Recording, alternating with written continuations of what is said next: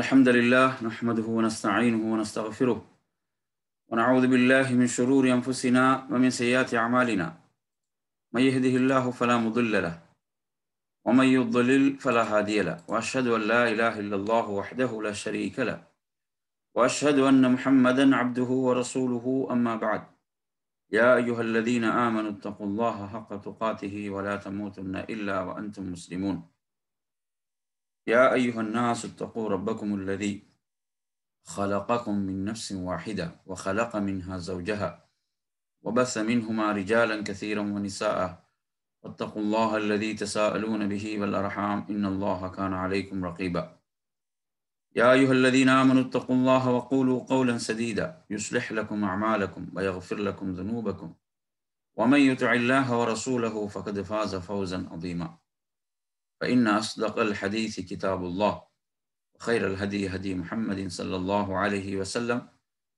وشر الأمور محدثاتها وكل محدثة بدعة وكل بدعة ضلالة وكل ضلالة في النار. அன்பிற்குரிய என் அருமை சகோதரர்களே, தாய்மார்களே, சகோதரிகளே, அஸ்ஸலாமு அலைக்கும் வரஹ்மத்துல்லாஹி வபரகாத்துஹு. அழைப்பு பணியின் வழிமுறைகள் என்ற நமது தொடரில் நாம் நேற்றைய வகுப்பில் இறுதியாக நாம் பார்த்தது, அதாவது அழைக்கப்படுபவர்கள் பற்றி தாவாவுடைய இரண்டாவது தூண், தாவாவின் இரண்டாவது தூணாகிய அழைக்கப்படுபவர்கள், அல் மதுஉ, அழைக்கப்படுபவர்களை பற்றி தான் நாம் என்ன செய்தோம், நாம் பார்த்தோம். இந்த அழைக்கப்படுபவர்கள் அவர்களுக்குரிய கடமைகள், உரிமைகள் சம்பந்தமாக நாம் பார்த்து வருகின்ற போது, அழைக்கப்படுவோர் மீதுள்ள கடமைகள், அதாவது இதில் நாம் பார்ப்போம், அழைக்கப்படுவோர் மீதுள்ள கடமைகள், அவர்கள் மீதுள்ள கடமைகள் என்ன?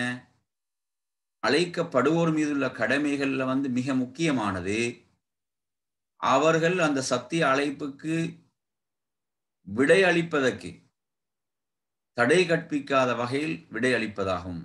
அந்த அழைப்பை ஏற்றுக்கொள்ள வேண்டும், அந்த அழைப்பை அவர்கள் ஏற்றுக்கொள்ள வேண்டும், அந்த அழைப்பை அவர்கள் மறுக்கக்கூடாது. சத்தியத்தின் பால் விடுக்கப்படுகின்ற அழைப்பு நாங்கள் பார்க்கிறோம். குர்ஆன்ல அல்லாஹு தஆலா எப்படி சொல்கிறான், அதாவது நாளை மறுமையில் அல்லாஹ் எப்படி கேட்பான், மாதா அஜப்துமுல் முர்சலீன், நீங்கள் தூதர்களுக்கு எவ்வாறு பதிலளித்தீர்கள்?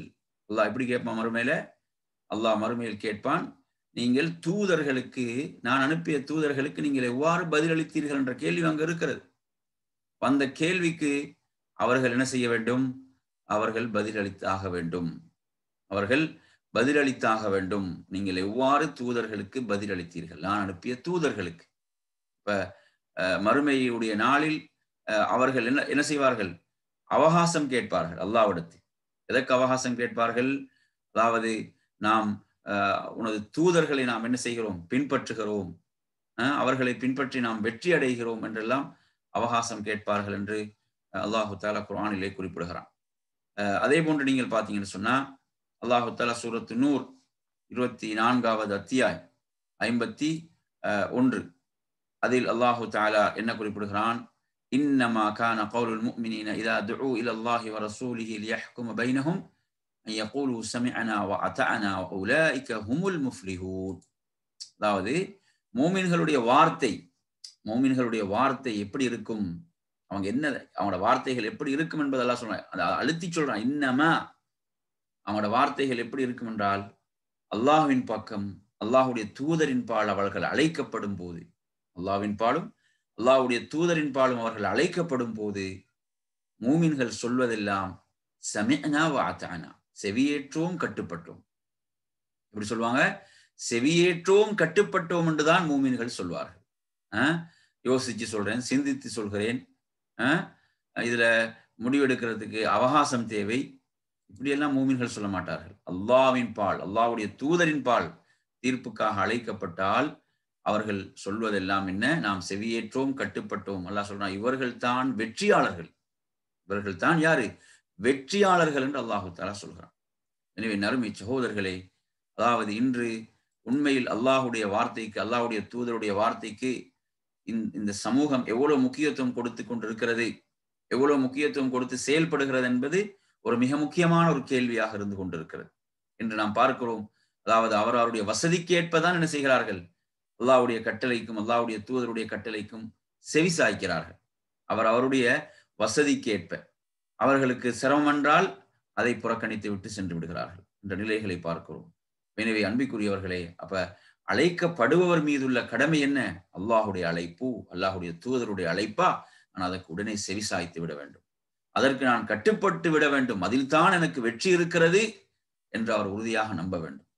அது மேலோட்டமாக பார்க்கும் போது எனது வாழ்வில் எனக்கு என்ன ஒரு தோல்வி நஷ்டம் போன்று இருந்தாலும் நிச்சயமாக அது தோல்வி நஷ்டம் அல்ல, அதில் எனக்கு மகத்தான வெற்றி இருக்கிறது, அதில் அல்லாஹ் எனக்கு மகத்தான வெற்றியை வைத்திருக்கிறான்.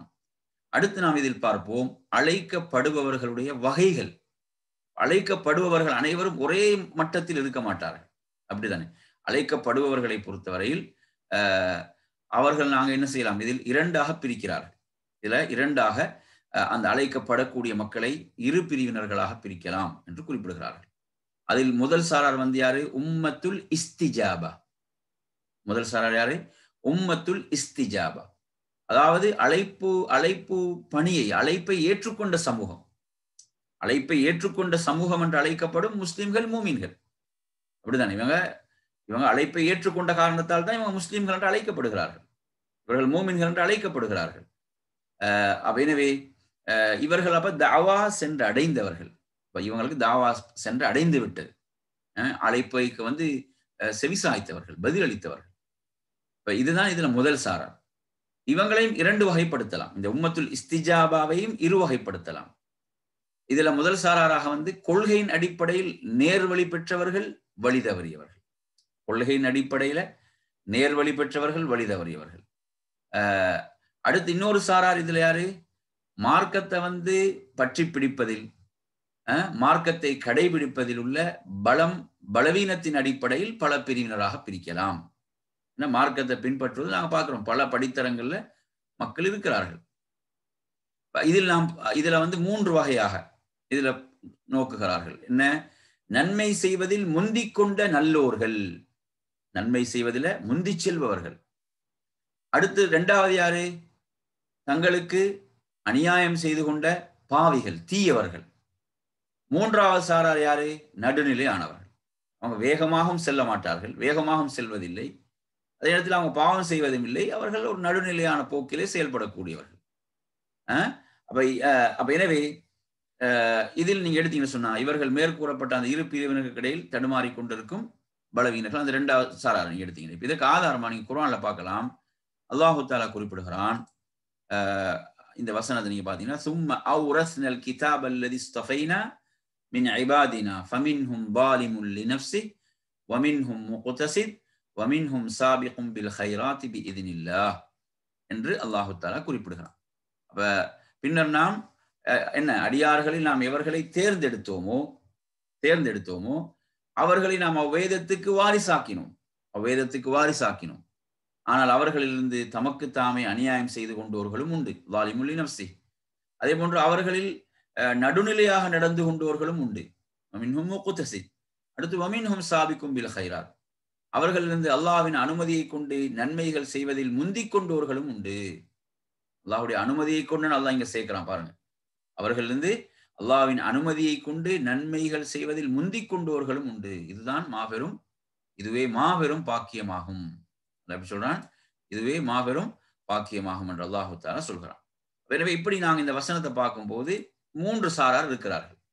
நன்மையில் முந்தி செல்பவர்கள், அதே போன்று தங்களுக்கு அநியாயம் செய்து கொண்டவர்கள், அடுத்து ஒரு நடுநிலையான போக்கை கடைபிடிப்பவர்கள். இப்போ நாங்க இந்த தாவாவை செய்யும் போது இதையெல்லாம் நாங்கள் என்ன செய்யணும்?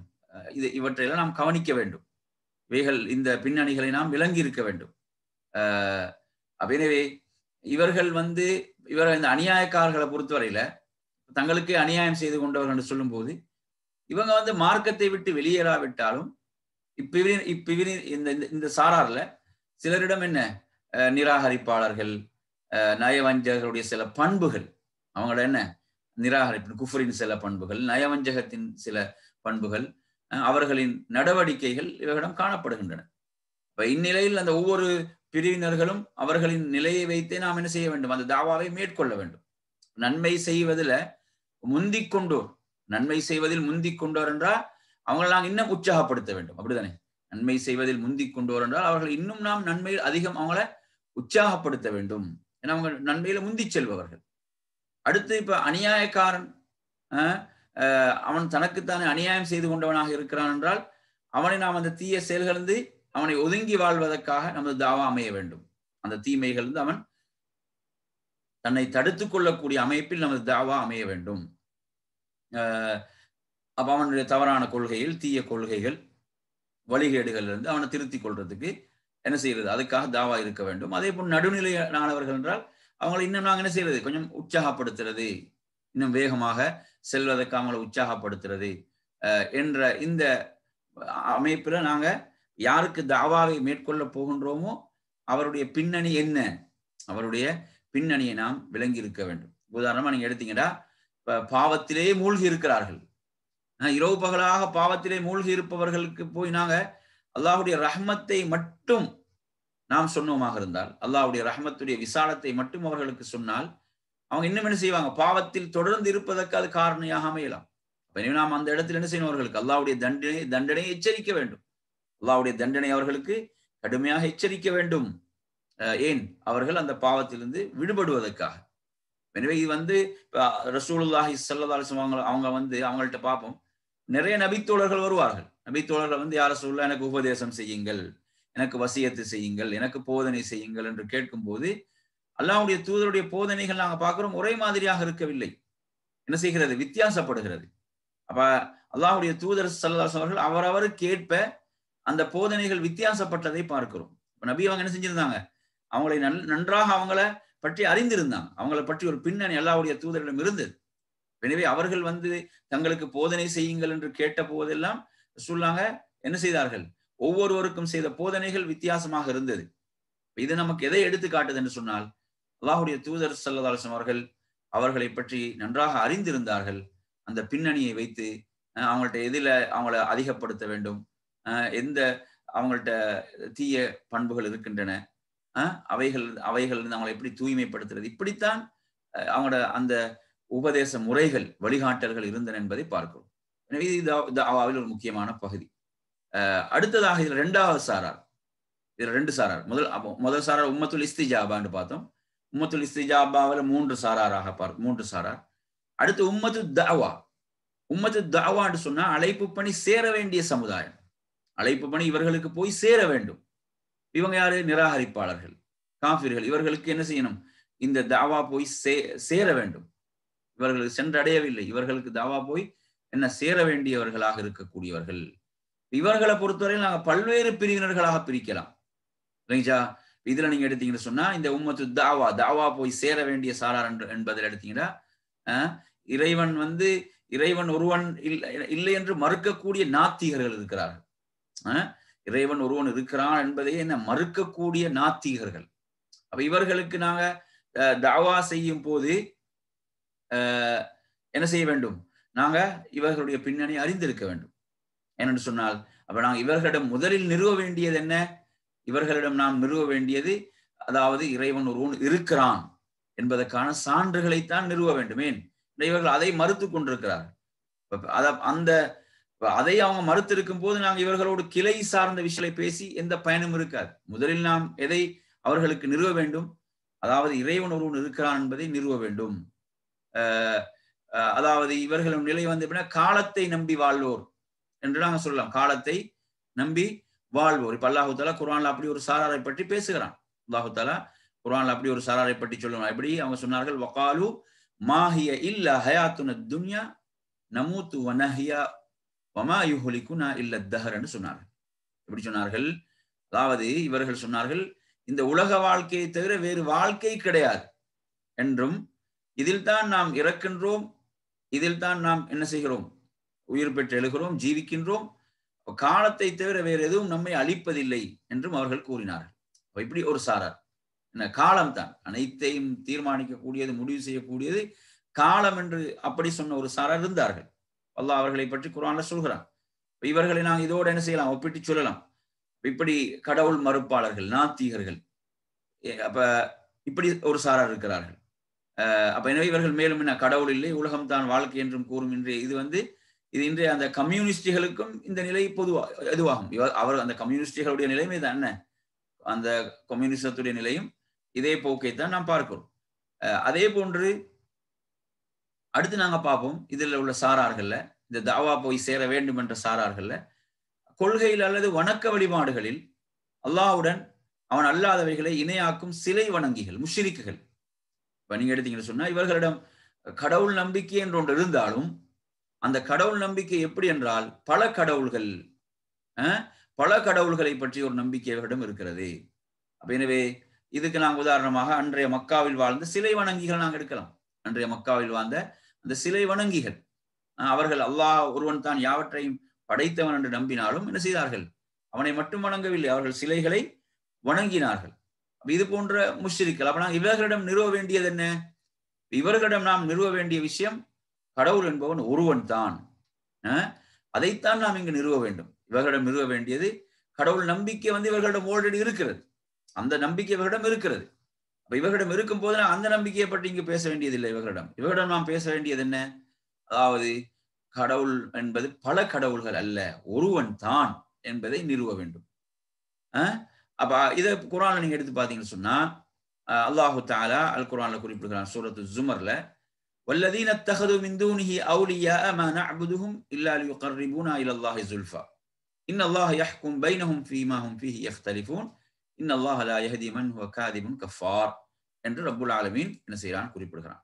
அப்ப அவனை அன்றி மற்றவர்களை பாதுகாவலர்களாக எடுத்துக்கொண்டிருப்பவர்கள் அவர்கள் எங்களை அல்லாஹ்வின் அருகே சமீபமாக்கி வைப்பார்கள் என்பதற்காக வேண்டி நாங்கள் அவர்களை வணங்கவில்லை என்கின்றனர். என்ன, இது வணக்கம் தான். இவர்கள் என்ன சொல்கிறார்கள், இவர்கள் அல்லாஹ்விடத்திலுமே நெருக்கி வைப்பார்கள் என்பதற்காக வேண்டி நாம் வணங்கவில்லை. அல்லாஹ் சொல்றான், அவர்கள் எதில் வேறுபட்டு கொண்டிருக்கின்றார்களோ அதை பற்றி நிச்சயமாக அல்லாஹ் மறுமையில் அவர்களுக்கிடையே தீர்ப்பளிப்பான். அடுத்த அல்லாஹ் சொல்றான் என்ன, பொய்யனாக நிராகரித்துக் கொண்டிருப்பவனை நிச்சயமாக அல்லாஹ் நேர் வழியில் செலுத்த மாட்டான். என்ன, இவர்கள் பொய்யர்கள், நிராகரிப்பவர்கள். எனவே குர்ஆன்ல நாங்க பார்க்கிறோம், இப்படி நிறைய வசனங்கள் ஊடாக என்ன செய்யப்படுகிறது, அதாவது இந்த சிலை வணங்கிகளுக்கு அவர்களுக்கு அறிவுபூர்வமான முறையிலே அழைப்பு விடுக்கப்படுகிறது என்பதற்கு நிறைய வசனங்கள் நாங்கள் சான்றாக பார்க்கலாம். எனவே இப்ப இதுல நாங்க கூறப்பட்ட இந்த இரண்டு சாரார்ல என்ன, ஒன்று அடிப்படையில இறை மறுப்பு, சிலை வணங்குதல் போன்றவற்றில் வளர்ந்து அல்லது காஃபிர் அல்லது முஸ்லீமாக இருந்து பின்னர் இஸ்லாத்திலிருந்து வெளியேறிய முர்த்ததுகளும் இதில் என்ன செய்வார்கள், வருவார்கள். அடுத்து நீங்க எடுத்தீங்கன்னா யூத கிறிஸ்தவர்கள், நம்பிக்கை கொள்ளாத, ஈமான் கொள்ளாத இந்த வேதக்காரர்கள், இந்த யூத கிறிஸ்தவர்கள்ல ஈமான் கொள்ளாத, நம்பிக்கை கொள்ளாத அஹ்லுல் கிதாப் என்று அழைக்கப்படுவார்கள், வேதக்காரர்கள். இப்ப அவர்களின் முந்திய வேதங்களுடன் அவர்கள் இணைந்து இருப்பதனால் வேதமுடையவர்கள் என்று அழைக்கப்படுகிறார்கள். அஹ்லுல் கிதாப் என்று ஏன் அழைக்கப்படுறாங்கன்னா, அவங்க முன்னர் அவங்களுக்கு வேதம் அருளப்பட்ட ஒரு சமூகம், அதோடு தொடரப்பட்டிருக்கின்ற காரணத்தால் அவ்வாறு அழைக்கப்படுகிறார்கள். இவங்களும் யாருதான், இவர்களும் முஷ்ரிக்குகள். லம் யகுனில் லதீன கஃபரு மின் அஹ்லில் கிதாபி வல் முஷ்ரிகீன முன்ஃபக்கீன் என்று அல்லாஹ் தஆலா சொல்கிறான். எனவே இவங்களும் யாருதான், முஷ்ரிக்குகள். ஆனா ஏனைய முஷ்ரிக்குகளை விட இவர்களோடு சில சட்ட திட்டங்கள்ல விதிவிலக்கு இருக்கிறது. அதனாலதான் நீங்க அந்த வசனத்துல கூட பார்க்கலாம், மின் அஹ்லில் கிதாபி வல் முஷ்ரிகீன், அல்ல அஹ்லுல் கிதாப் சொல்லிட்டு முஷ்ரிகீன்கள் என்று சொல்கிறான். எனவே இவர்களுக்கும் என்ன செய்யறது, முஷ்ரிக்குகளுக்கும் இடையில அல்லாஹ் சில சட்ட திட்டங்கள் என்ன செய்தான், சில வேறுபாடுகள் இருக்கு. நான் அடிப்படையில் யார் தான் இவர்கள் முஷ்ரிக்குகள், காஃபிர்கள். அதுல என்ன அனுவலம் சந்தேகம் இருக்கக்கூடாது. அடுத்து நீங்க எடுத்தீங்கன்னா முனாஃபிக்குகள், இன்னொரு சாரர். அஹ்லுல் கிதாபை நீங்க எடுத்தீங்கன்னா வேதக்காரர்கள்.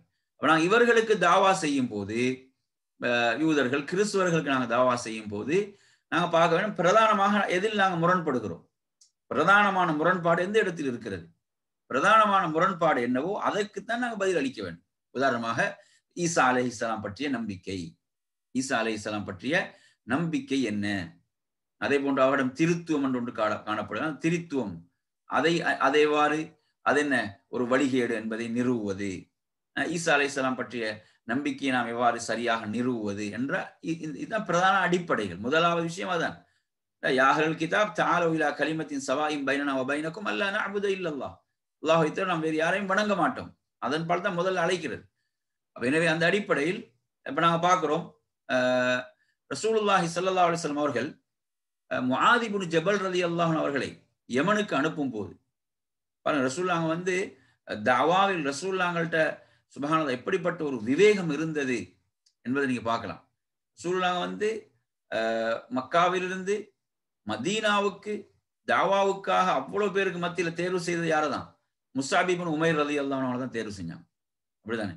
அவங்கள விட இஸ்லாத்துக்கு பழமையானவங்க, அதிகம் இஸ்லாத்துல பேசப்பட்டவங்க அங்க இருந்தாங்க. ஆனாலும் ரசூலுல்லாஹ் அன்று வந்து மதீனாவில் தவாவுக்காக தேர்வு செய்தவர் வந்து யார் பார்த்தீங்கன்னா, முஸ்அப் இப்னு உமைர் ரலியல்லாஹு அவங்கள தேர்வு செஞ்சு தான் அவங்கள தான் மதீனாவுக்கு அனுப்பினாங்க. சுப்ஹான், அவங்களோட தாவாவுடைய வெற்றி எந்த அளவுக்கு இருந்தது என்றால், அவங்க மறுபடியும் மக்காவுக்கு வரும்போது மதீனாவில் ஒவ்வொரு வீட்டிலும் ஒருவராவது இஸ்லாத்தை ஏற்றிருந்தார்கள் என்ற அளவுக்கு அவரது தாவா சுப்ஹானல்லாஹ் அப்படி அமைந்திருந்தது. அப்படி அவங்களோட தாவா இருந்தது என்பதை நாம் பார்க்கிறோம். அல்லாஹ்வுடைய தூதர் ஸல்லல்லாஹு அலைஹி வஸல்லம் அந்த தாவாவுக்காக அந்த அழைப்பாளர்களை தேர்வு செய்கின்ற போதும் சுப்ஹானல்லாஹ் அப்படியான ஒரு விவேகம் அல்லாஹ்வுடைய தூதரிடம் காணப்பட்டது என்பதை பார்க்கிறோம். அதே போன்றுதான் ரசூலுல்லாஹ் நாங்க பார்க்கிறோம், யமனுக்கு தாவாவுக்காக அனுப்பும் போது ரசூலுல்லாஹ் ஒரு மக்காவாசியை தேர்வு செய்யவில்லை. ஒரு மக்காவாசியை தேர்வு செய்ய ரசூலுல்லாஹ் யாரை தேர்வு செஞ்சாங்கன்னா, ஒரு மதீனாவாசியை தான் தேர்வு செய்தார். யமனுக்கு தாவாவுக்கு அனுப்பும் போது ரசூலுல்லாஹ் தேர்வு செய்து ஒரு மதீனாவாசியை. ஏன் ரசூலுல்லாஹ் ஒரு மதீனாவாசியை தேர்வு செஞ்சாங்க என்றால், மதீனாவில் இருந்தவர்கள் யூதர்களோடு வாழ்ந்தவர்கள். யூதர்களோடு வாழ்ந்தவர்கள். அது ஒரு வேதம் கொடுக்கப்பட்ட சமுதாயம். அப்ப அந்த வேதத்தை பற்றி ஒரு பின்னணி அறிவு மதீனாவில் வாழ்ந்த அந்த தோழர்களிடம் இருந்தது. அவர்களோடு வாழ்ந்த காரணத்தால் அப்படியான ஒரு பின்னணி அவர்களிடம் இருந்தது. அப்ப அதனால்தான் அல்லாஹ்வுடைய தூதர் ஸல்லல்லாஹு அலைஹி வஸல்லம் என்ன செஞ்சாங்க, அதாவது மதீனாவுக்கு தாவாவுக்காக தேர்வு செய்யும் போது ஒரு அந்த யமனுக்கு ஒருவரை தாவாவுக்காக தேர்வு செய்யும் போது ஒரு மதீனாவாசியாக இருந்த முஆத் இப்னு ஜபல் ரலியல்லாஹு அன்ஹு அவர்களை தேர்வு செய்தார். அது மட்டுமல்லாமல் அவர்களை யமனுக்கு அனுப்பும் போது ரசூலுல்லாஹ் என்ன சொல்லி அனுப்புறாங்கடா, இன்னக தஅதி கௌமன் மின் அஹ்லில் கிதாப், அதாவது நீங்கள் யாரிடம் செல்கிறீர்கள் என்றால் ஒரு வேதம் கொடுக்கப்பட்ட சமுதாயத்திடம் செல்கிறீர்கள். ரசூலுல்லாஹ் அதை முதலாவது அங்க முன்கூட்டி அதை அங்க மென்ஷன் பண்றாங்க, அதை பிரதானமாக சொல்றாங்க. ஏன், அதாவது நீங்க யாருக்கு போய் தாவா செய்ய போறீங்கன்றது உங்களுக்கு தெரிய வேண்டும். நீங்க போய் யாருக்கு தாவா செய்ய போறீங்க என்பது உங்களுக்கு தெரிய வேண்டும். இப்ப சிலவங்களை பாத்தீங்கன்னா மனுத்தியால கணக்கு உட்கார்ந்து தாவா செய்வாங்க. தாவா செஞ்சு அவருக்கு தெரியாது முன்னால் இருக்கக்கூடியவர் ஒரு கிறிஸ்துவரா அல்லது ஒரு நாத்திகரா, எந்த கொள்கை சார்ந்தவர் என்று தெரியாமல் நாங்க தாவா செஞ்சோம்னா அது வெற்றி அளிக்காது. முதல்ல நாங்க என்ன செய்யும், நாங்க தெரியும் உங்களோட நம்பிக்கை என்ன, நீங்க எப்படியான நம்பிக்கையில் உள்ளவர் என்பதை தெரியும். அப்ப ரசூலுல்லாஹ் பாருங்க, மிக முக்கியமாக என்ன சொல்றாங்க அந்த இடத்துல, அவங்களுக்கு சொல்லக்கூடிய முதல் பிரதான விஷயம் என்ன, நீங்கள் வேதம் கொடுக்கப்பட்ட ஒரு சமுதாயத்திடம் செல்கிறீர்கள். அப்ப முதல் விஷயம் அது, யாருக்கு தாவா செய்ய போறோம் அப்படி என்றத, அது மிக பிரதானமானது. சுப்ஹானல்லாஹ். அதுக்கு பிறகு ரசூலுல்லாஹ் சொல்றாங்க என்ன, அவங்கள நீங்க ஷஹாதத்து அல்லா இலாஹ இல்லல்லாஹ், ஓரிரை கொள்கையின் பால் தான் அழைக்க வேண்டும். அங்கதான் முரண்பாடு இருக்குது எங்களுக்கு, அவர்களோடு உள்ள முரண்பாடு அதுதான். அவர்கள் நீங்க ஷஹாதத்து அல்லா இலாஹ இல்லல்லாஹ், லா இலாஹ இல்லல்லாஹ் என்ற கலிமாவின் பால் தான் நீங்க அவர்களை தௌஹீதின் பால் தான் அழைக்க வேண்டும். அந்த அடுத்த தாவால யாருக்கு நாங்க தாவா செய்யறதாலும் அதுதான் பிரதானமானது. அப்படிதானே, நாங்க பிரதானமான தௌஹீத். ஏன்னா அல்லாஹு தஆலா எல்லா தூதர்களையும் அதை கொடுத்து அனுப்பினான்னு சொல்லி அல்லாஹ் குர்ஆன்ல சொல்றான். சரி, எனவே இப்படியாக நீங்க எடுத்தீங்கன்னு சொன்னா, அப்ப நாங்க யாருக்கு தாவா செய்கிறோம் என்ற பின்னணி நமக்கு தெரிய வேண்டும். அதற்கேற்ப நமது உரையாடலை நாம் அமைத்துக் கொள்ள வேண்டும். நமது தாவாவுடைய முறையை நாம் ஆக்கிக் கொள்ள வேண்டும். அடுத்து நாம் இதுல வருவோம், மிக ஆபத்தான ஒரு சாரார் தான் முனாஃபிக்குகள். முனாஃபிக்குகள், நயவஞ்சகர்கள் என்பவர்களை பொறுத்தவரையில இவங்க வந்து, அதாவது வெளித்தோற்றத்துல இஸ்லாம் என்ற ஒரு போலியான மாயை, உள்ளே தங்களுக்குள் நிராகரிப்பை குஃப்ரை மறைத்து கொண்டு வாழ்ந்த முனாஃபிக்குகள், நயவஞ்சகர்கள். இவர்களுக்கு தாவா செய்வது சரியான சிரமம். ஏன்னா இவர்களுக்கு தாவா செய்வது சிரமம். ஏன்டா இப்ப நாங்க சொல்லுமா இல்லையா, இந்த தூங்கி கொண்டிருக்கக்கூடிய ஒருவரை எழுப்பலாம், தூக்கம் போன்று நடிக்கக்கூடியவர் என்ன செய்ய முடியாது, எழுப்ப முடியாது என்ற மாதிரி ஒரு கூட்டம் தான் இது. இவர்கள் என்ன செய்கிறார்கள், அதாவது போலியாக வெளித்தோற்றத்தில் இஸ்லாத்தை காட்டிக்கொண்டு உள்ளே குஃப்ரை மறைத்து கொண்டிருக்கக்கூடிய ஒரு சாரார். எனவே இவர்களை பொறுத்தவரையில இவர்களுக்கு தாவாவுக்கு குர்ஆனுடைய வசனங்கள் தான். குர்ஆன் இவங்களை எப்படி அணுகுதுன்னு பாருங்க, இவ்வளவு கடுமையாக குர்ஆன் இவர்களோடு பேசுகிறது. அதுதான் அதற்கு இவர்களுக்குரிய முறை. அப்படிதான், இதா ஜாஅக்கல் முனாஃபிகூன், முனாஃபிக்குகள் நபி உம்மிடம் வந்தால் என்ன சொல்வார்கள், காலு நஷ்ஹது இன்னக ரசூலுல்லாஹ், அவர் என்ன சொல்வார்கள், நிச்சயமாக நீங்கள் அல்லாஹ்வுடைய தூதர் தான் என்று நாங்கள் சாட்சி கூறுகிறோம் என்பார்கள். ஏன்னா அவங்களுக்கே தெரியும் அவங்க பொய்யர்கள் என்று. சஹாபாக்கள் எப்பயாவது ரசூலுல்லாஹ்ட்ட வந்து நீங்க தான் அல்லாஹ்வுடைய தூதர் என்று சாட்சி கூறியிருக்கிறாங்களா? அப்படி சொல்லுவாங்களா? சொல்ல மாட்டாங்க. ஏன்? அந்த நம்பிக்கை அவங்கள்ட்ட இருக்குது. இவர்கள் வந்து இப்படி சொல்ல வேண்டிய ஒரு நிர்பந்தத்துக்கு ஏன் தள்ளப்பட்டாங்கன்னா, அவர்களுக்கே தெரியும் நாங்க பொய்யர்கள் என்பது அவங்களோட வார்த்தைகளாலே வெளிப்பட்டது. இப்படியான ஒரு கூட்டத்தினர். அல்லாஹ் அடுத்து என்ன சொல்றான்? அல்லாஹ் சாட்சி சொல்கிறான் இவர்கள் பொய்யர்கள் என்று. அப்ப ஏன் அப்படி எல்லாம் சொல்றான் அல்லாஹ்? அவங்க தங்களை திருத்திக் கொள்வதற்கு தான். அல்லாஹ் சாட்சி சொல்கிறான் இவர்கள் பொய்யர்கள் என்று. இன்னும் லகாதிபூன். இந்த எச்சரிக்கைகள் எதற்கு? அவர்கள் தங்களை திருத்திக் கொள்ள வேண்டும், மாற்றிக்கொள்ள வேண்டும் என்பதற்குத்தான். அல்லாஹ் தஆலா குர்ஆன்ல எப்படி எச்சரிக்கிறான்? இன்னல் முனாஃபிகீன ஃபி தர்கில் அஸ்ஃபலி மினன் நார் வலன் தஜித லஹும் நஸீரா. நிச்சயமாக இவர்கள் நரகத்தின் மிகவும் அடித்தட்டில், கீழான அடித்தட்டில் இருப்பார்கள்.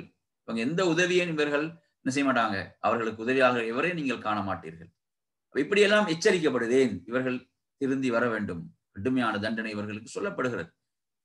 எனவே இவ்வாறாக இப்ப நாங்க பார்த்த இந்த அமைப்புல ஒவ்வொரு சாராரும் அப்ப இந்த முன் கூறப்பட்ட இந்த பிரிவினர்கள் ஒவ்வொருவருக்கும் என்ன குறிப்பிட்ட சட்டங்கள் உண்டு. இவர்கள் அனைவரும் அல்லாஹ்வை மாத்திரம் விசுவாசம் கொள்ள வேண்டும் என்றும் அவனுக்கு எதனையும் இணையாக்காமலும் அவனை நிராகரிக்காமல் இருக்க வேண்டும் என்பதன் பால் அழைக்கப்படுவாங்க. தௌஹீதின் பால் மிக பிரதானமாக அழைக்கப்படுவது எதன் பால்?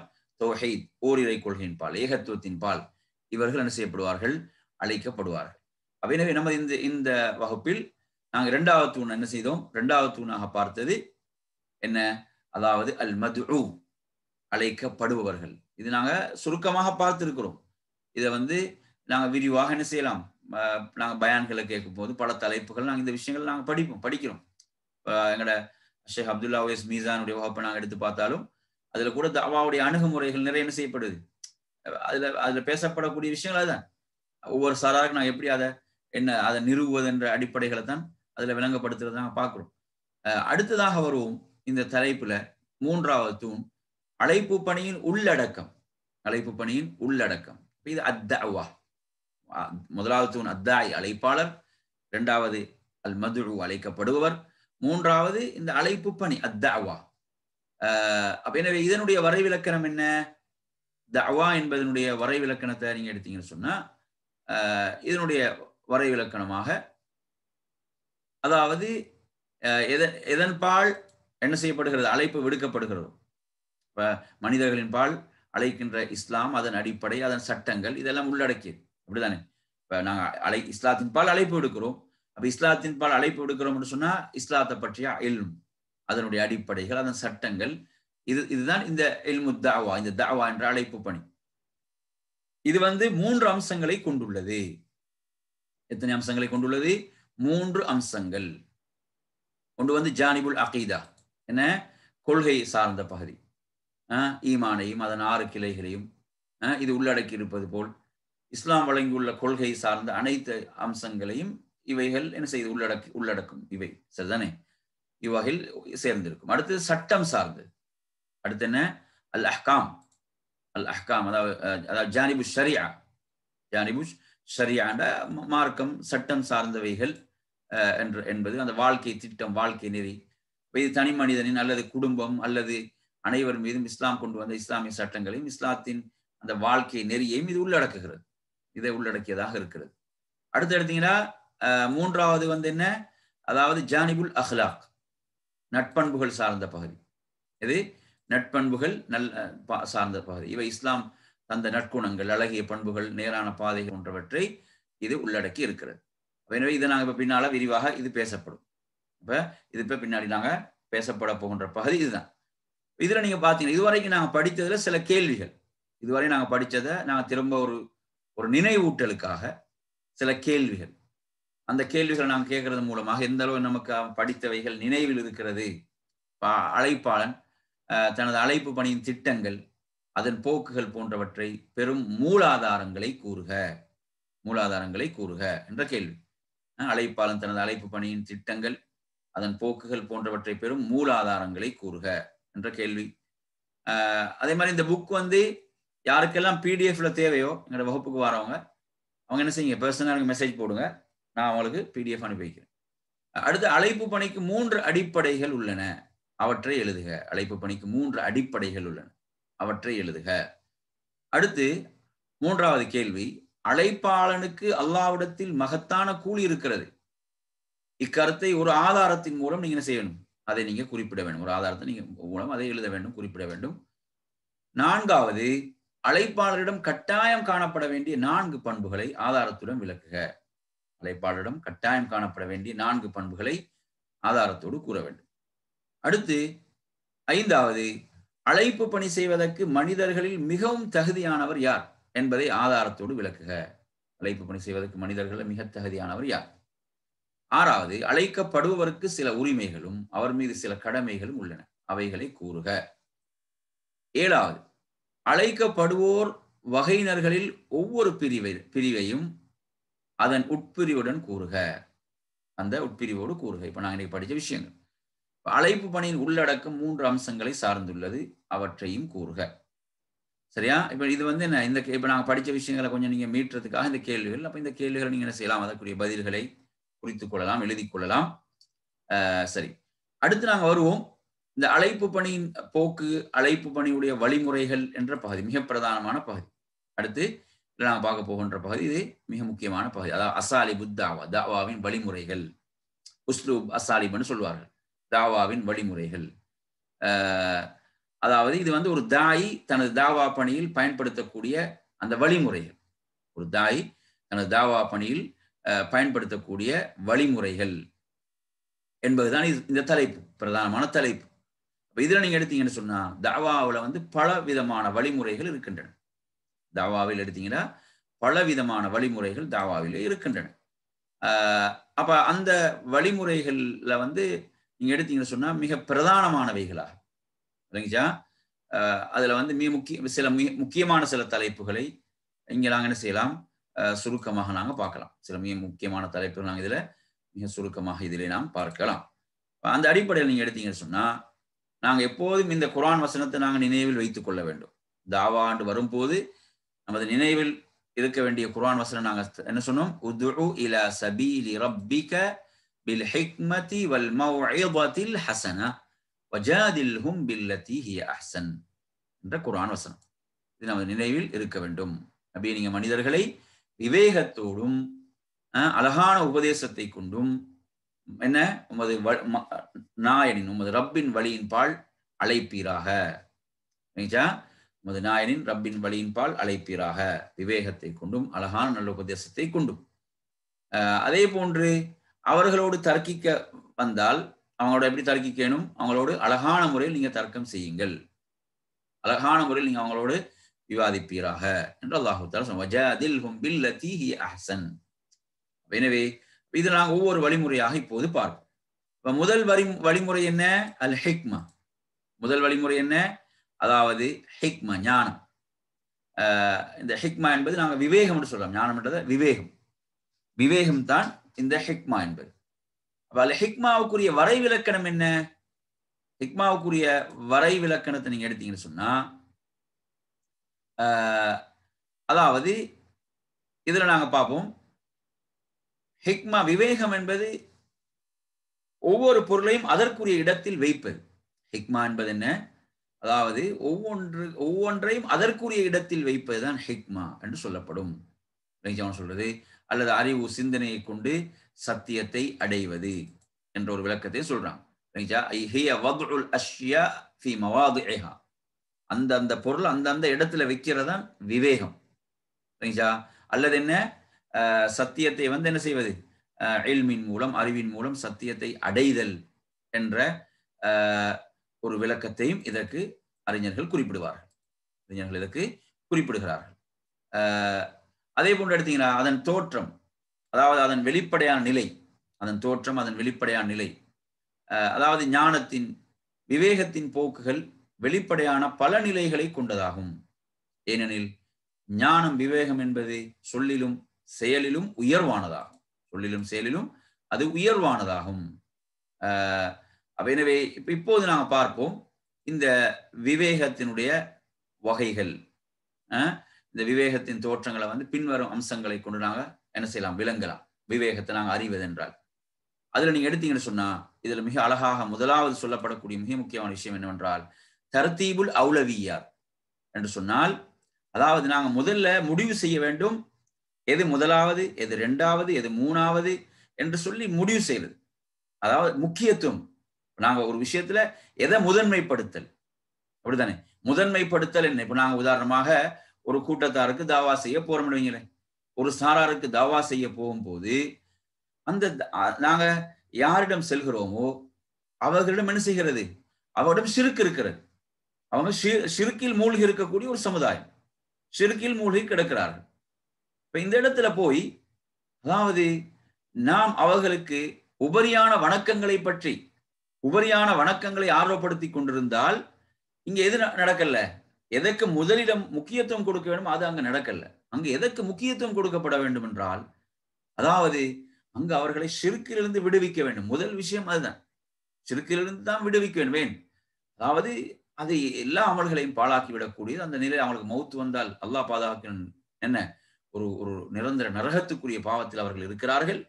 எனவே எதிர்ப்பு வரும். என்ன செய்யும்? எதிர்ப்பு வரும். எதிர்க்கப்படுவோம். எதிர்ப்பு என்பது இன்றியமையாது. தாவாவில் எதிர்ப்பு என்பது இன்றியமையாது. அதனாலதான் அல்லாஹ்வுடைய தூதர் மக்காவில் அவ்வளவு சிறப்புக்குரியவராக அந்த மக்களுக்கு மத்தியில் இருந்தும் பரக்கத் இப்னு நௌஃபல் சொல்றார், நீங்க என்ன உங்களோட சமுதாயத்தை விட்டு நீங்கள் வெளியேற்றப்படும் போது நான் ஒரு திலகாத்திரமான இளைஞராக இருந்திருக்க வேண்டுமே என்று கை செய்தப்பட்டார்கள். அப்ப அல்லாஹ்வுடைய தூதர் ஆச்சரியப்பட்டு கேட்டார்கள், என்னை எனது சமூகம் வெளியேற்றுமா என்று கேட்கிறாங்க. ஏன்? அவங்களால எண்ணி பார்க்க கூட முடியாது. அப்படி ஒரு ஒரு ஒரு அந்தஸ்து, செல்வாக்கு அவர்களுக்கு அந்த சமுதாயத்தில் இருந்தது. சுப்ஹானல்லாஹ், இதுதான் யதார்த்தம், உண்மை. எனவே இந்த ஹிக்மத்தில் நாங்க புரிந்து கொள்ள வேண்டிய முக்கியமான விஷயம் என்னவென்றால், அதாவது முதன்மையானவைகளை நாங்கள் இனங்காண்றது. முதன்மையானவைகளை இனம் கண்டு அந்த முக்கியத்துவம் வாய்ந்தவைகளை விட அதிமுக்கியத்துவம் வாய்ந்தவைகளை முற்படுத்தல். எதற்கு முக்கியத்துவம், கூடுதலான முக்கியத்துவம் ஏதோ அதை முற்படுத்த வேண்டும். பாருங்க, நபிமாவுடைய தாவாவை அல்லாஹ் குர்ஆன்ல சொல்லும் போதும் என்ன, அனிஅ்புதுல்லாஹ வஜ்தனிபுத் தாகூத். இதை விட முக்கியத்துவம் வாய்ந்த ஒன்று இருக்க முடியுமா? அல்லாஹுவை வணங்குங்கள், தாகூத்துகளை விட்டு விலகிக் கொள்ளுங்கள். இதுதான் நபிமார்களுக்கு கொடுக்கப்பட்ட செய்தி. இதை கொடுத்து அனுப்பப்பட்டாங்க. ஏன்னா இதை விட முக்கியத்துவம் வாய்ந்த வேற எதுவும், லா இலாஹ இல்லல்லாஹ் என்பதை விட முக்கியத்துவம் வாய்ந்த ஒன்று கிடையாது. லா இலாஹ இல்லல்லாஹ் என்பதற்காகத்தான் அல்லாஹ் உலகத்தை படைத்திருக்கிறான். அதை நிலைநாட்டுவதற்கு தான். அப்ப அதை விட முக்கியத்துவம் வாய்ந்த ஒன்று இருக்க முடியுமா? முடியாது. இதை நாம் புரிந்து கொள்ள வேண்டும். அல்லாஹ் சொல்றான் என்ன, வமா அர்சல்னா மின் ரசூலின், நபியை நாம் எந்த ஒரு தூதரை நாம் அனுப்பினாலும் இல்லா நூஹி இலைஹி அன்னஹு லா இலாஹ இல்லா அன ஃபஅபுதூன், வணக்கத்துக்குரிய என்னை தவிர வேறு யாரும் இல்லை என்ற செய்தியை கொடுத்து அனுப்பினார். அதுதான் அடிப்படை. எனவே இதுல நீங்க எடுத்தீங்கன்னா முக்கியத்துவம், எதற்கு முக்கியத்துவமோ அதற்குரிய இடத்தை, அதற்குரிய முக்கியத்துவத்தை கொடுப்பது என்பது ஹிக்மத்துல, விவேகத்தில் உள்ள அந்த வகையில வரக்கூடியது. உதாரணம் எடுத்தீங்கன்னா வணக்க வழிபாடுகள், நல்லறன்கள் போன்றவற்றை விட நம்பிக்கை சார்ந்த விஷயங்களை முற்படுத்தல். இப்ப நம்பிக்கை சார்ந்த விடயங்கள், இப்ப சுன்னத்தான விடயங்களை விட, சுன்னத்தான விடயங்களை விட ஃபர்லானவைகளை முற்படுத்தல், வெறுக்கப்பட்டவைகளை விட தடுக்கப்பட்டவைகளை முற்படுத்தல், சுயநலமும் பொதுநலமும் முரண்படும் போது பொதுநலத்தை முற்படுத்தல், நலவுகள் ஏற்படுவதை விட அதனால் ஏற்படும் தீமைகளை தடுப்பதை முற்படுத்தல் போன்ற நிலைகளை சொல்லலாம். பாத்தீங்க எவ்வளவு அழகா இதுல விளங்கப்படுத்தப்படுது. அப்ப நாங்க இதுல எப்படி முற்படுத்த வேண்டும் என்று சொன்னால், இப்ப இங்க சொன்ன மாதிரி இப்போ இதுல தெளிவுபடுத்தப்பட்ட அடிப்படையில் நீங்க எடுத்தீங்கன்னு சொன்னா, இப்ப இபாதத்துகளை விட எது அகீதா என்பது முற்படுத்தப்பட வேண்டும். அப்படித்தானே? அகீதால ஒருத்தன் தவறிழைத்தால் அங்க நீங்க எடுத்தீங்கன்னு சொன்னா அவனுடைய இபாதத்துகளும் வீணாகிவிடும். ரசூலுல்லாஹ் எப்படி சொல்றாங்க, அதாவது ஒரு ஜோதினிடம் அல்லது ஒரு சாஸ்திரக்காரனிடம், ஒரு குறிக்காரனிடம் சென்று அவனிடம் அதை பற்றி ஏதாவது ஒரு செய்தி அவன்கிட்ட கேட்கிறான். அவனது குறிக்காரன் ஏதாவது ஒன்றை கேட்டால் அவனது 40 நாட்களுடைய தொழுகை ஏற்றுக்கொள்ளப்படாது. சாதாரண 40 நாட்களோட தொழுகை அங்கீகரிக்கப்படாது. பாருங்க, அகீதால வரக்கூடிய பிழை, கோளாறு என்பது எவ்வளவு ஆபத்தானது. அதாவது தொழுகை என்ற வணக்கத்தை அவன் என்ன செய்ய, 40 நாட்கள தொழுகையை அவன் ஏற்றுக்கொள்ளப்படாமல் போகுது. எவ்வளவு ஆபத்தானது.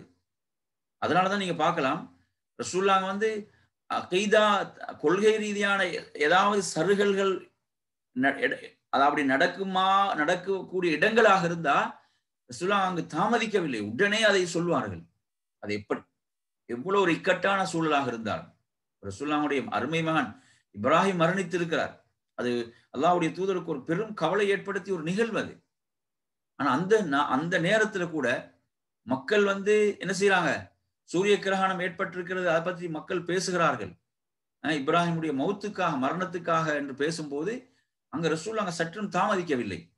அந்த கவலையான நேரத்துல கூட ரசூலுல்லாஹ் அதை தள்ளி போட விரும்பவில்லை. உடனே என்ன செய்யறாங்க, மக்களை ஒன்று கூட்டி சொல்கிறார்கள், மக்களை யாருடைய இறப்பிக்காகவும் பிறப்பிக்காகவும் கிரகணம் ஏற்படுவதில்லை என்று சொல்றாங்கடா. இப்ப அந்த கொள்கை வந்து எவ்வளவு முக்கியமானது. கொள்கையுடைய விஷயத்த அங்க எப்படி உடனே தெளிவுபடுத்தலாம். நாங்க பாக்குறோம் ஹுதைபியா என்பது அது எவ்வளவு நெருக்கடியான ஒரு சூழல். அது உம்ராவுக்கு வந்து உம்ராவை செய்ய முடியாமல் தடுக்கப்பட்டு பல நெருக்கடிகளுக்கு மத்தியில் அங்க இருக்கிறாங்க. அந்த ஹுதைபியால அங்க வந்து இன்ன நட்சத்திரங்களின் மூலம் மழை பொழிவிக்கப்பட்டோம் என்று அவங்க சொன்னாங்க. இது ஒரு நெருக்கடியான சூழல். அங்க விடல ரசூலுல்லாஹ் ஃபஜ்ர் தொழுகை முடிந்தவுடன் உங்களுடைய ரப் உங்களுக்கு என்ன சொன்னான்னு தெரியுமா என்று உடனே என்ன செய்யறாங்க. இன்றைக்கு காலையில் சிலர் காபிராகத்தான் காலை பொழுதை அடைந்திருக்கிறார்கள், இன்னும் சிலர் மூமின்களாக காலை பொழுதை அடைந்திருக்கிறார்கள் என்று சொல்லிட்டு சொல்றாங்க, இவர்கள் இன்ன நட்சத்திரங்களின் மூலம் நாம் மழை பொழிவிக்கப்பட்டோம் என்று சொன்னார்களோ அவர்கள் என்னை நிராகரித்து இந்த நட்சத்திரங்கள் மீது நம்பிக்கை கொண்டவர்கள் என்று அல்லாஹ் சொன்னான். பாத்தீங்களா, இவர்கள் அல்லாஹ்வுடைய அருளின் மூலம் நாம் மழை பொழிவிக்கப்பட்டோம் என்று சொன்னார்களோ அவர்கள் தான் என்ன ஈமான் கொண்டவர்கள், நட்சத்திரங்களை நிராகரித்தவர்கள் என்று உங்களுடைய இறைவன் கூறினான். உடனே தொழுகை முடிஞ்சோன்னு உடனே சொல்றாங்கடா. அப்ப என்ன, அகீதா எவ்வளவு முக்கியமானது. அகீதாவுடைய விஷயங்கள், கொள்கை சார்ந்த விஷயங்கள் இன்று நிறைய மக்களுக்கு மத்தியில் அலட்சியமாக இருக்கிறது.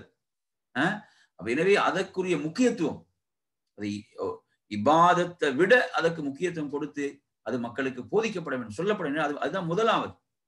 லா இலாஹ இல்லல்லாஹ் முஹம்மது ரசூலுல்லாஹ் என்ற அந்த கொள்கையினூடாகத்தான் ஒரு என்ன செய்யலாம், நுழையலாம் உள்ளுக்கு. எனவே இது முக்கியமானது. அப்ப நாங்க இபாதத்தை அகீதா என்று வரும்போது அகீதா முதன்மைப்படுத்தப்பட வேண்டும், அகீதா சொல்லப்பட வேண்டும் என்பதுதான். அப்ப அதனால இபாதத் அலட்சியமானது என்பதல்ல, இதை நாம் புரிந்து கொள்ள வேண்டும். அடுத்து நீங்க எடுத்தீங்களா, சுன்னத்தானவைகளா ஃபர்லானவைகளா என்று வரும்போது எது முற்படுத்தப்படும்? ஃபர்ல் தான் முற்படுத்தப்படும்.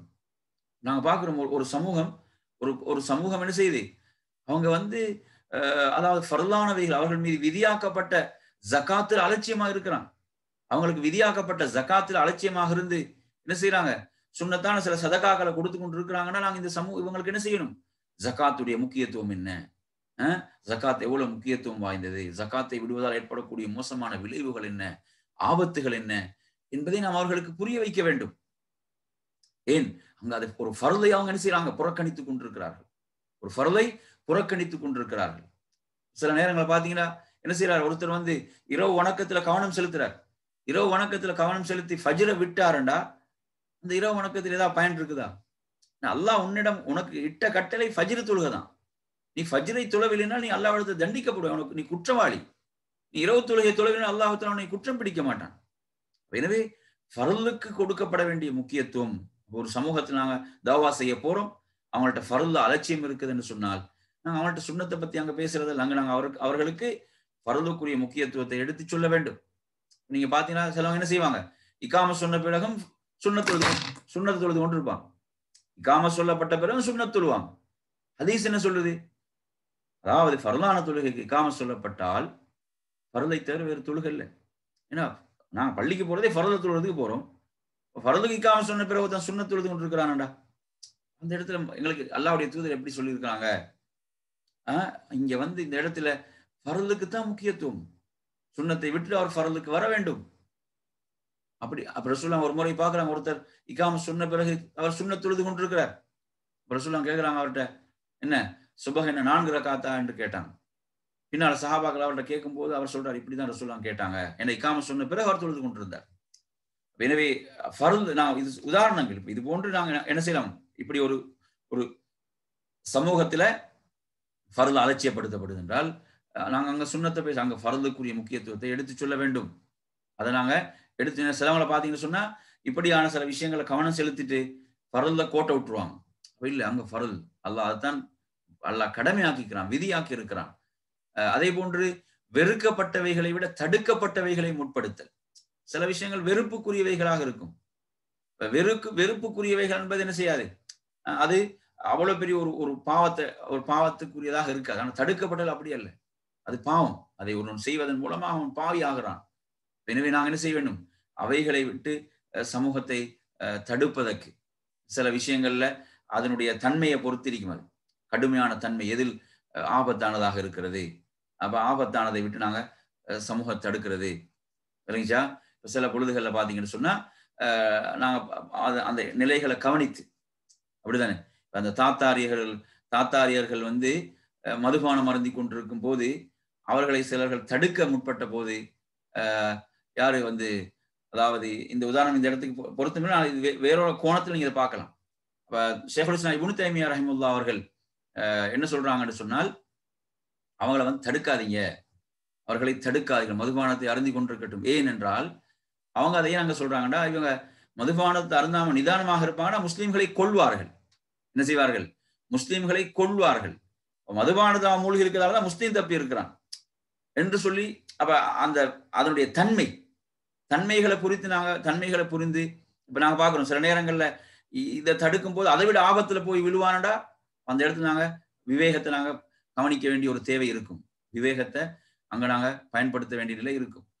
எனவே இவ்வாறாக நாம் என்ன செய்வது புரிந்து கொள்ள. அதே மாதிரி சுயநலம் பொது நலம் என்று வரும்போது நாங்க பொது நலத்தை நாங்க முற்படுத்த வேண்டும். இன்றைக்கு நிறைய பேரை பார்த்தீங்கன்னா என்ன சுயநலத்தை தான் முற்படுத்தலாம். பொது நலம் பார்க்க வேண்டும். மஸ்லஹா உம்மத்துக்கு எதில் நன்மை இருக்கிறது, மார்க்கத்துக்கு இதில் நன்மையா, உம்மத்துக்கு நன்மை, அதை முதன்மைப்படுத்தல். நமக்கு என்ன நமக்குரிய நன்மையை நாங்க அங்க முதன்மைப்படுத்தி சமூகத்துக்கும் மார்க்கத்துக்கும் என்ன எவ்வளவு இழிவு வந்தாலும் பரவாயில்லை என்றால் அது மிக ஆபத்தான நிலை. எனவே இவ்வாறாக அதே போன்று நாங்க பார்க்கிறோம் நலவுகளை ஏற்படுத்துவதை விட அதனால் ஏற்படும் தீமைகளை தடுப்பதை முற்படுத்தல். இப்ப சில நேரங்களை பார்த்தீங்கன்னா பாதிப்புகள் ரெண்டும் பாதிப்பாக இருந்தால் பாதிப்புல குறைந்ததை எடுக்கிறது என்ற அடிப்படையிலும் சட்டங்களில் இருக்கிறது. எனவே இந்த அடிப்படையில் நீங்க எடுத்தீங்கன்னு சொன்னா இவ்வாறாக தஅவாவில் நாங்க எதை முதன்மைப்படுத்தல் என்ற பகுதிகள் இதில் இந்த விஷயங்கள் இவைகளும் உதாரணங்கள். இவை அனைத்திலும் இஸ்லாத்தின் ஆரம்ப காலத்தில் அழைப்பு பணியின் செயல் வடிவமாக இருந்தது என்பதை காட்டுகிறது. இப்பணி கொள்கையின் அடிப்படையில் ஆரம்பித்து பின்பு மார்க்க சட்டத்தின் பால் திரும்பியது.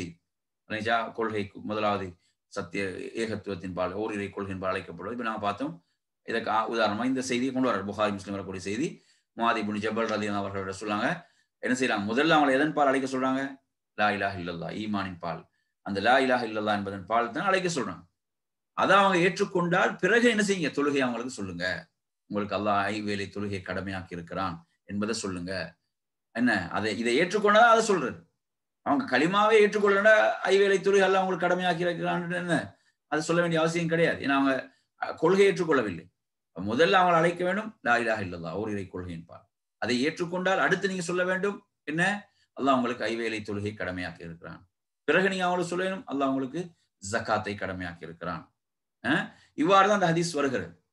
அதற்கு அடுத்து அப்படிதான் வருது என்பதை நாங்க பார்க்கிறோம். எனவே அந்த அடிப்படையில எதற்கு முக்கியத்துவம், எது முதன்மையானது என்பதை நாங்க கவனிக்கிறது. எனவே நறுமையான சகோதரர்களே, அடுத்தது அப்ப நாங்க இந்த ஹிக்மத் என்ற பகுதி தான் நாங்க இன்னும் இருக்கிறோம், விவேகம் என்ற பகுதிக்குள் இருக்கிறோம். நாளைய வகுப்பில் நாங்க என்ன செய்வோம், அதுல அடுத்த தொடரை நாம் பார்ப்போம். விவேகம் என்ற பகுதிக்குள்ள உள்ள மற்ற விஷயங்கள் நாங்கள் பார்க்கலாம். எனவே இத்தோடு நாம் என்ன செய்து கொள்வோம், இந்த அழைப்பு பணியின் வழிமுறைகள் என்ற வகுப்பை நாம் நிறைவு செய்து கொண்டு துஆவுடைய பகுதிக்கு நாம் செல்வோம்.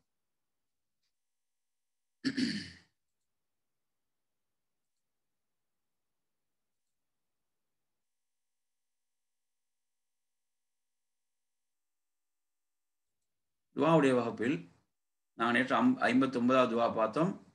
அதாவது ஒரு இழப்பு என்ற சோதனை, பிரிவென்ற சோதனை, யாராவது நெருங்கிய உறவினர்கள் மரணித்து விட்டார்கள், அப்படியான ஒரு சோதனைல வந்து என்ன ஓத வேண்டும் என்ற ரசூலுல்லாஹ் கற்றுக் கொடுத்தாங்க என்பதை பார்த்தோம். இன்னா லில்லாஹி வ இன்னா இலைஹி ராஜிஊன் அல்லாஹும்ம அஜுர்னி ஃபீ முஸீபத்தி வ அக்லிஃப் லி கைரன் மின்ஹா என்பதை பார்த்தோம். அடுத்து நாங்கள் இப்போது பார்க்க போறது 60வதிலிருந்து. இப்ப இது நமது உணவோடு சம்பந்தப்பட்டு வரக்கூடிய துஆக்கள், உணவுடன் சம்பந்தப்பட்டு வரக்கூடியது. இதுல உணவு உட்கொள்ள ஆரம்பிக்கும் போது பிஸ்மில்லா என்று கூறுவது. பிஸ்மில்லா என்று கூற மறந்தால் பிஸ்மில்லாஹி அவ்வலஹு ஆஹிரஹு, சில ரிவாயத்துக்கள் பிஸ்மில்லாஹி ஃபி அவ்வலிஹி வ ஆஹிரிஹி என்றும் வரும் ரிவாயத். இதுல வந்து இந்த ரிவாயத்தை பார்த்தீங்கன்னா இது திர்மிதியில 1858, இப்னு மாஜாவில 3264, அஹ்மதுல 25119, ஆயிஷா ரலியல்லாஹு அறிவிக்கிறாங்க. அல்லாஹ்வுடைய தூதர் சொல்றாங்க, இதா அக்கல அஹதுக்கும், உங்கள ஒருவர் வந்து சாப்பிடும் போது என்ன செய்யட்டும், பல்யது குரிஸ்மல்லா, அவர் அல்லாஹ்வுடைய பெயரை சொல்லட்டும். வல்யதுகுர் இஸ்மல்லாஹி தஆலா ஃபி அவ்வலிஹி, ஆரம்பத்தில், அதனுடைய ஆரம்பத்தில் அவர் பிஸ்மில்லா என்று சொல்லட்டும். ஃபஇன் நசிய அன் யதுகுரல்லாஹி தஆலா, அல்லாஹ்வுடைய பெயரை சொல்ல அவர் மறந்து விட்டால், ஃபி அவ்வலிஹி, அதனுடைய ஆரம்பத்தில் அல்லாஹ்வுடைய பெயரை சொல்ல அவர் மறந்தால், ஃபல்யகுல், அவர் சொல்லட்டும், பிஸ்மில்லாஹி அவ்வலஹு வ ஆகிரஹு, பிஸ்மில்லாஹி அவ்வலஹு வ ஆகிரஹு என்று சொல்லட்டும் என்று அல்லாஹ்வுடைய தூதர் என்ன செய்றாங்க, இதெல்லாம் நமக்கு சொல்லித் தருகிறார்கள், கற்றுத் தருகிறார்கள். எனவே அந்த அடிப்படையில் என்ன செய்வது, நாம் பிஸ்மி சொல்ல மறந்தால் பிஸ்மில்லாஹி அவ்வலஹு வ ஆகிரஹு அல்லது பிஸ்மில்லாஹி ஃபி அவ்வலிஹி வ ஆகிரி, அதனுடைய ஆரம்பத்திலும் இறுதியிலும் அல்லாஹ்வுடைய பெயரை கொண்டு நான் சாப்பிடுகிறேன் என்று சொல்லுவது. அப்ப எனவே இது ஆரம்பத்தில். அடுத்து நாங்கள் வருவோம், சாப்பிட்டு முடிந்த பிறகு, உணவை உட்கொண்ட பிறகு அந்த தட்டை உயர்த்தும் போது, இந்த ஹதீஸ்ல வருது இந்த வாசம், தட்டை உயர்த்தும் போது, அந்த தட்டை அந்த உண்ட தட்டை எடுக்கும் போது சொல்லக்கூடியதாக இதை ரசூலுல்லாஹ் சொல்லுவாங்கன்னு வருது.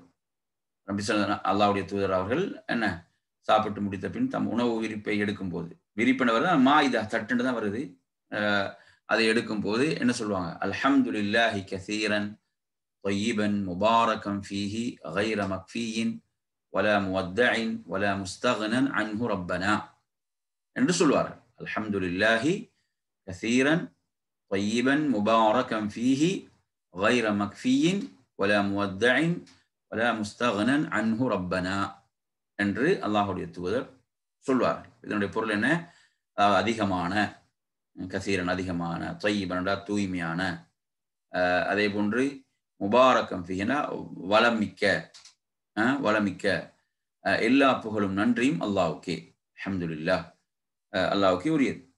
இறைவா, இப்புகழ் முற்று பெறாதது, இப்புகழ் முற்று பெறாது. அதே போன்று வலா முஅத்த, கைவிடப்படக்கூடாது. அதே போன்று வலா முஸ்தகனன், இது தவிர்க்க முடியாதா, ரப்பை விட்டு தவிர்க்க முடியாதா. அப்ப என்ன, இதில் நாங்கள் புகழுகிறோம், அல்லாஹ்வை புகழக்கூடிய இந்த புகழ் இருக்கிறதே, இது என்ன முற்று பெறாத புகழ், அதே போன்று கைவிடப்படக்கூடாத புகழ், அதே போன்று தவிர்க்க முடியாத புகழ் என்று இப்படியாக அல்லாஹ்வுடைய தூதர் ஓதுவார்கள். அபூ உமாமா ரலியல்லாஹு அன்ஹு அறிவிக்கக்கூடிய செய்தி, இது புகாரில 5458வது செய்தியாக இடம்பெறுகிறது. அடுத்து நாங்க இதுல வருவோம், உணவு உட்கொண்டு முடித்த பிறகு ஓத வேண்டிய துஆக்கள். உணவு உட்கொண்டு முடிந்த பிறகு ஓத வேண்டிய துஆக்களாக புகாரில 5459வது செய்தியாக, புகாரில அபூ உமாமா ரலியல்லாஹு அறிவிக்கிறாங்க இந்த செய்தியை. 2 மாதிரி வருது வாசகங்கள். அதுல எப்படி பாத்தீங்கன்னா, ஒன்று அல்ஹம்துலில்லாஹில்லதி கஃபானா வ அர்வானா கைர மக்ஃபியின் வலா மக்ஃபூரின் என்று ஒரு ரிவாயத் வருது. அல்ஹம்துலில்லாஹில்லதி கஃபானா வ அர்வானா கைர மக்ஃபியின் வலா மக்ஃபூரின். இன்னொரு ரிவாயத்தில் பாத்தீங்கன்னா, அல்ஹம்துலில்லாஹி ரப்பினா கைர மக்ஃபியின் வலா முவத்தஇன் வலா முஸ்தக்னன் ரப்பனா என்று வருகிறது. 2 மாதிரி மோதலாம் உணவு உட்கொண்ட பிறகு. இதான் இதுல வரக்கூடிய ஆதாரபூர்வமான துவா. இதுதான் இந்த துவா உணவு உட்கொண்ட பிறகு ஓதக்கூடிய துவாக்கள்ல ஆதாரபூர்வமாக வரக்கூடிய செய்திகள் இதுதான். அல்ஹம்துலில்லாஹில்லதி கஃபானா வ அர்வானா கைர மக்ஃபியின் வலா மக்ஃபூர். அதாவது எங்களுக்கு போதுமான உணவளித்து, அதே போன்று தாகம் தணித்த அல்லாஹ்வுக்கே எல்லா புகழும், நன்றியும் உரியது, இப்புகழ் முற்று பெறாது, மறுக்க முடியாது ஆகும். அல்ஹம்துலில்லாஹில்லதி கஃபானா, கஃபானாண்டா போதுமான உணவளித்து, போதுமான கஃபானா. அர்வானாண்டா தாகம் தணித்த. அதே போன்ற கைர மக்ஃபீன் வலா மக்ஃபூரின், இந்த புகழ் என்னது, முற்று பெறாது, அதே போன்று மறுக்க முடியாது ஆகும் என்று ஓதுவாங்க. இந்த துவா நாங்கள் மனம் விட்டுக் கொள்வது. ஏன்னா இது எங்களுக்கு நாங்கள் உணவு உட்கொண்ட பிறகு ஓதக்கூடிய துவாக்கள், இதுதான் ஆதாரபூர்வமாக வரக்கூடிய செய்தி புகாரில. இப்போ நாங்கள் இதை மனம் விட்டுக் கொள்ளுதல் எப்படி, அல்ஹம்துலில்லாஹில்லதி கஃபானா வ அர்வானா கைர மக்ஃபியின் வலா மக்ஃபூரின். சொல்லுங்க பாபம். அல்ஹம்துலில்லாஹில்லதி கஃபானா வ அர்வானா கைர மக்ஃபியின் வலா மக்ஃபூர். அல்ஹம்துலில்லாஹில்லதி கஃபானா வ அர்வானா கைர மக்ஃபியின் வலா மக்ஃபூர். அல்லது இன்னொரு ரிவாயத் வருது, சில வேளைகள் இப்படி சொல்லுவாங்க, அல்ஹம்துலில்லாஹி ரப்பினா கைர மக்ஃபியின் வலா முவத்தஇன் வலா முஸ்தக்னன் ரப்பனா என்று கூறுவார்கள். உனக்கு எல்லா புகழும் நன்றியும் உரியது, எங்கள் இறைவா, இப்புகழ் முற்று பெறாது, கைவிடப்படக்கூடாது, தவிர்க்க இயலாததாகும். மேல உள்ள வாசகங்கள் என்ன கொஞ்சம் நிறைவானதாக தெரியுது. அல்ஹம்துலில்லாஹி அல்லதி கஃபானா வ அர்வானா கைர மக்ஃபியின் வலா மக்ஃபூர் என்பதை நாங்கள் பாடமாக்கிக் கொள்ளலாம். அது ரெண்டையும் நாங்கள் பாடமாக்கி இதை ஒரு சில நேரங்கள் அது சில நேரங்களில் ஓதலாம். இரண்டு மாதிரியும் வருது. முதலாவது என்ன? அல்ஹம்துலில்லாஹி அல்லதி கஃபானா வ அர்வானா கைர மக்ஃபியின் வலா மக்ஃபூர் அல்லது அல்ஹம்துலில்லாஹி ரப்பினா கைர மக்ஃபியின் வலா முவத்தஇன் வலா முஸ்தகனன் ரப்பனா. நாங்கள் இன்றைய பார்த்ததில் எங்களுக்கு பிஸ்மில்லா தெரியும். நாங்கள் முதலாக பார்த்தோம் பிஸ்மில்லா, உணவு உட்கொள்ள ஆரம்பிக்கும் போது பிஸ்மில்லா. அது மறந்தா பிஸ்மில்லாஹி அவ்வலஹு ஆஹிரஹு, அது நமக்கு தெரியும். அல்லது பிஸ்மில்லாஹி ஃபி அவ்வலிஹி வாஹிரிஹி. அடுத்து என்ன? அந்த உணவு தட்டை உயர்த்தும் போது ஓதக்கூடிய துவாவாக அல்ஹம்துலில்லாஹி கஸீரன் தய்யிபன் முபாரக்கன் ஃபீஹி கைர மக்ஃபியின் வலா முவத்தஇன் வலா முஸ்தகனன் அன்ஹு ரப்பனா. சொல்லுங்க பாப்போம். அல்ஹம்துலில்லாஹி கஸீரன் தய்யிபன் முபாரக்கன் ஃபீஹி கைர மக்ஃபியின் ولا مودع ولا مستغنى عنه ربنا. الحمد لله كثيرا طيبا مباركا فيه غير مكفي ولا مودع ولا مستغنى عنه ربنا. அடுத்த துவா உணவு உட்கொண்ட பிறகு அல்ஹம்துலில்லாஹி அல்லதி கஃபானா வ அர்வானா கைர மக்ஃபியின் வலா மக்ஃபூர். சில வேளைகளில் அல்ஹம்துலில்லாஹி ரப்பினா கைர மக்ஃபியின் வலா முவத்தஇன் வலா முஸ்தகனன் ரப்பனா என்று ஓதிக்கொள்ளலாம். எனவே நாம் என்ன செய்வோம்? துவாவுடைய பாடத்தை இத்தோடு நாம் நிறைவு செய்து கொள்வோம்.